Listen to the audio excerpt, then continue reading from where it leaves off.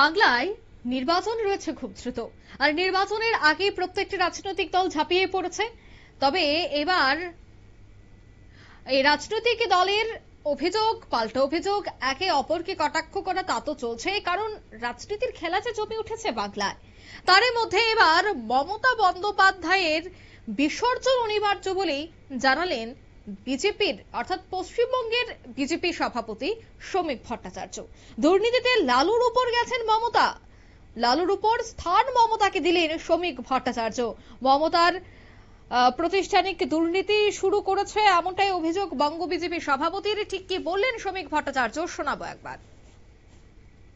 ছিল সম্পূর্ণ প্রাতিষ্ঠানিক দুর্নীতি লালু প্রসাদও করে উঠতে পারেননি। আর পশ্চিমবঙ্গে তো মহা জঙ্গল রাজ, আগেই ঠিক হয়ে যায় যে কিভাবে লুটটা করব, পরে পরিকল্পনা আসে, পরে বাস্তবায়িত হয়। শুধু পশ্চিমবঙ্গের মানুষ রাজনীতি সচেতন। 2011 সালে দুর্বল তৃণমূলকে ক্ষমতায় তারাই নিয়ে এসেছিল সিপিআইএম এর লৌহ কঠিন সংগঠনকে উপড়ে ফেলে দিয়ে। সুতরাং বিসর্জন অনিবার্য।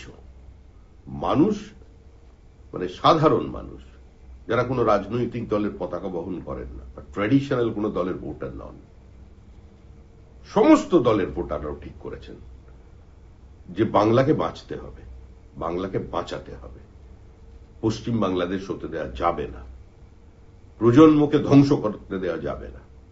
তাই এবার তৃণমূল চলে যাচ্ছে, তৃণমূল চলে গেছে। আনুষ্ঠানিক বিসর্জন 2026-এর মে মাসে। আপনারা শুনলেন ঠিক কি বললেন শ্রমিক ভট্টাচার্য। তিনি বললেন দুর্নীতি লালুর উপর মমতাকে এবার স্থান দিয়েছেন তিনি।